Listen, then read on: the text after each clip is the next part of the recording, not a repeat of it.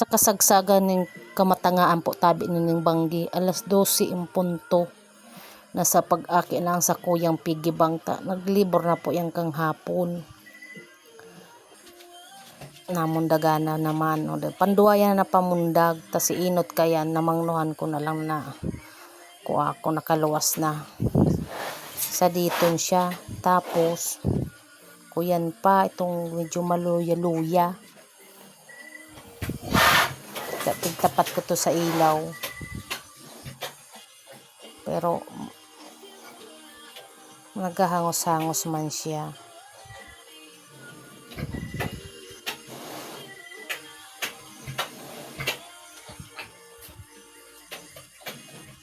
Yada dakula ng panduang ini. Live pa rin kami ni Piggy Bank. May dalawa na siyang baby. Medyo papahinga siya. Kaunti gawa ng kalalabas na ng pangalawa. Ay. Yun si inot niyang bibi o medyo maluelo yang sa diton. Nagangos-angos man niya kanila tinutukan ko siya ng ilat baka sakali baga magbagsik ko ano.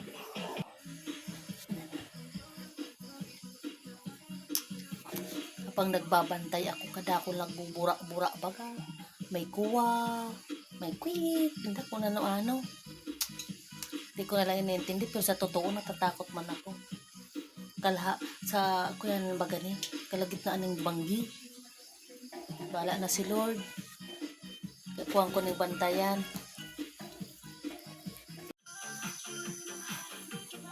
Pang-apat na.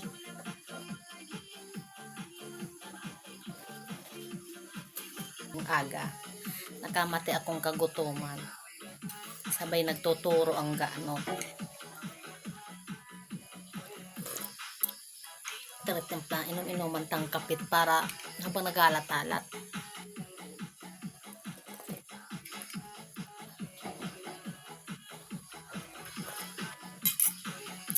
Sakripisyo man talagang araw ka niya magpa-anayon ka. Sa araw ka ning banggi baga ngangaki o puyat ka.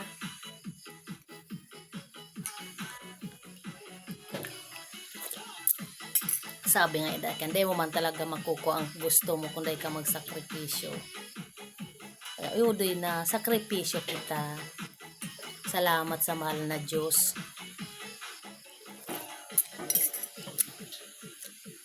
Gihiling-hiling ko ang katarayad ko. Grabing kananukan siguro kang pagtururo. Kulang talaga digda ang mata.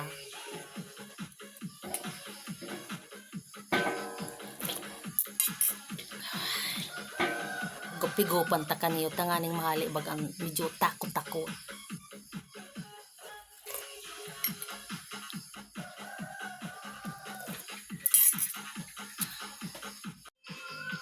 Sige talagang mura kang kuwaw.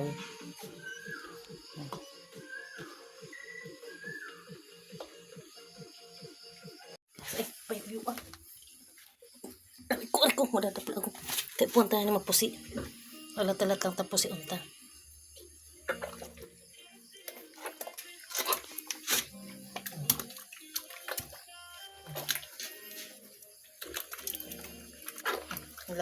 Talat.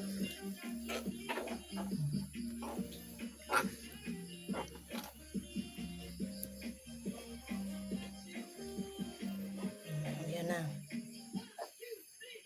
Ilonan na gano'n yan. Sa oras na iyan, kinakarakaulay ko ni si Piggy Bank. Aram ko kinukulog man siya. Sabi ko, kaya mo yan. Taon ako hindi alalay sa imo. Para hapiyap ko magyanggan malang sayang pagmati. Aram kong makulog man kaya namamati din siya mapauntok man.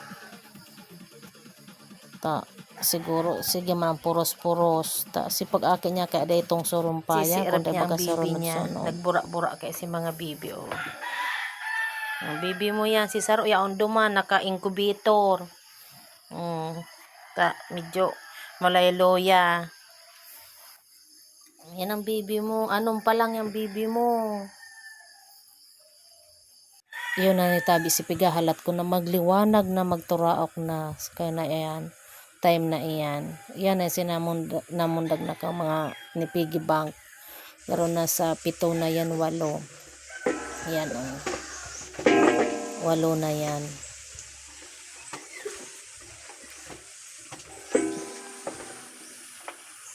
Tapos ng mga aki ang piggy bank ko.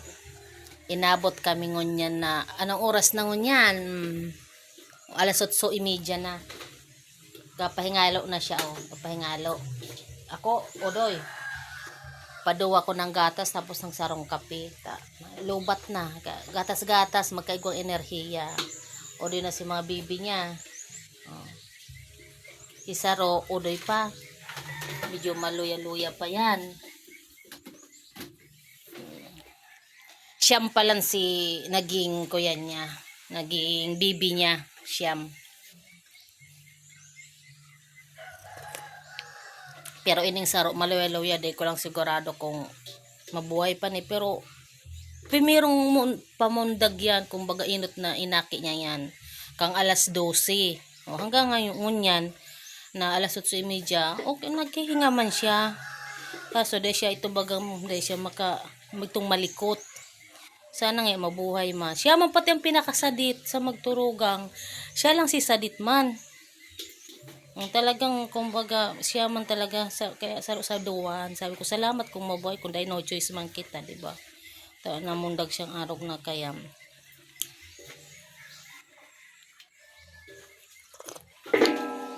Para siyang paralyzed.